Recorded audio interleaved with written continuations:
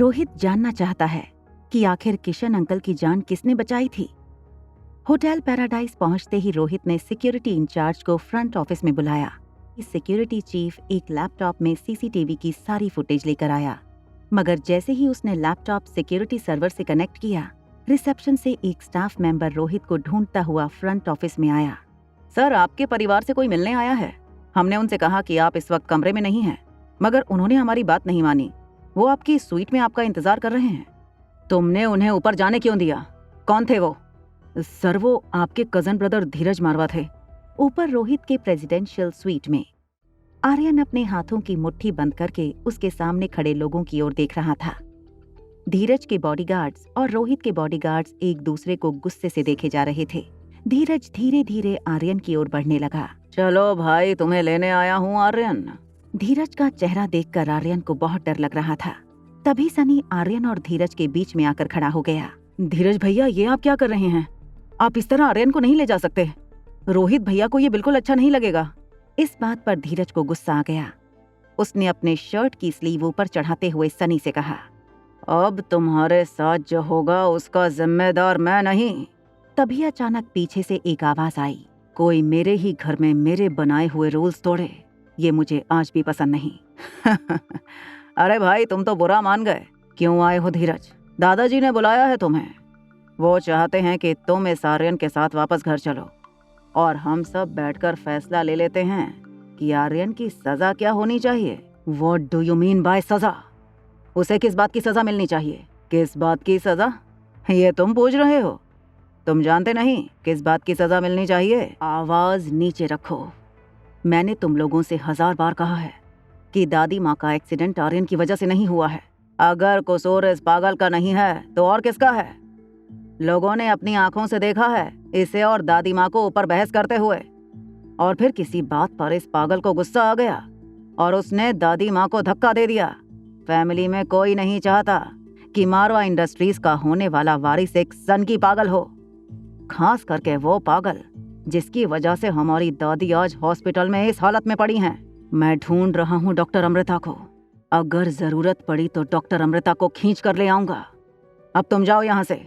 धीरज ने अपने दोनों हाथ अपनी जेब में डाल दिए और रोहित के बिल्कुल पास आकर बड़ी शांति से कहा, क्यों इस पागल के लिए अपनी फैमिली को नुकसान पहुंचाने में तुले हो?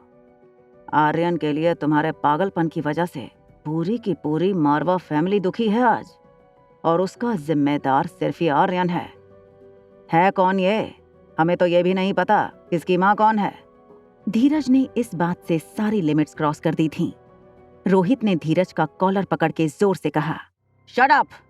अगर आगे एक भी लफ्ज निकाला है तो मुझसे बुरा कोई नहीं। आर्यन मेरा इकलौता बेटा है। रोहित की आवाज सारे प्रेसिडेंशियल स्वीट में गूंजने लगी। दोनों भाई एक दूसरे की आंखों में गुस्से से देखते रहे। थोड़ी देर की शांति के बाद धीरज ने अपने कदम पीछे लिए। अपनी शर्ट की कॉलर ठीक करते हुए धीमी आवाज में रोहित से कहा, फैमिली मेंबर्स तुम्हारे इस डिसीजन से बहुत नाराज हैं। अगले हफ्ते मैं एक फैमिली मीटिंग रखने वाला हूँ। तुम्हारे पास तब तक का टाइम है। प्रूव कर दो कि दादी माँ के साथ जो कुछ भी हुआ उसमें आर्यन का कोई हाथ नहीं, और अगर ये तुम नहीं कर पाए तो दादाजी आर्यन को मारवा खानदान से बेदखल कर देंगे। ये कहकर धीरज स्वीट से बाहर निकल गया। धीरज के जाने के बाद रोहित की नजर आर्यन पर पड़ी। आर्यन काफी डर गया था।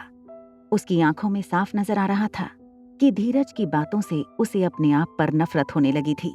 उसके पास 1 हफ्ते का टाइम था ये प्रूव करने के लिए कि आर्यन बेकसूर है, और ये तभी हो सकता था जब डॉक्टर अमृता उसकी दादी का इलाज करें। आज की बात से रोहित काफी डिस्टर्ब हो गया था। रोहित को ऐसी हालत में देखकर सनी को बिल्कुल अच्छा नहीं लग रहा था। उसने रोहित को आज अकेला छोड़ देना ही बेहतर समझा और अपने कमरे में चला गया। कमरे में जाकर सनी ने अपना मूड फ्रेश करने के लिए सोचा, क्यों ना थोड़ी देर गेम खेली जाए। उसे पता था कि आज उसका भतीजा और गेमिंग में उसका गुरु ऑनलाइन नहीं होगा, मगर जैसे ही सनी ने गेम में लॉगिन किया उसने देखा कि स्वीट एंजल ऑनलाइन है। उसे ये देखकर खुशी हुई और उसने स्वीट एंजल के इनबॉक्स में मैसेज कर दिया, मैंने सोचा नहीं था कि आज तुम गेम में लॉगिन करोगे। रिया ये मैसेज देखकर समझ गई कि आर्यन के साथ कुछ गलत हुआ था। तभी सनी ने आगे टाइप किया, आज तुम्हारे साथ जो कुछ भी हुआ उससे भैया बहुत दुखी हैं। मगर तुम बिल्कुल भी चिंता मत करना, भैया बहुत जल्द ही डॉक्टर अमृता को ढूंढ लेंगे और ये साबित कर लेंगे कि तुम इनोसेंट हो। रिया ये सब सुनकर शॉक हो गई। आगे की कहानी जानने के लिए देखें अगला एपिसोड सिर्फ पॉकेट एफएम के यूट्यूब चैनल पर। और एक लड़की को देखा तो के सारे एपिसोड को सुनने के लिए डिस्क्रिप्शन में दी गई लिंक से डाउनलोड करें पॉकेट एफएम ऐप।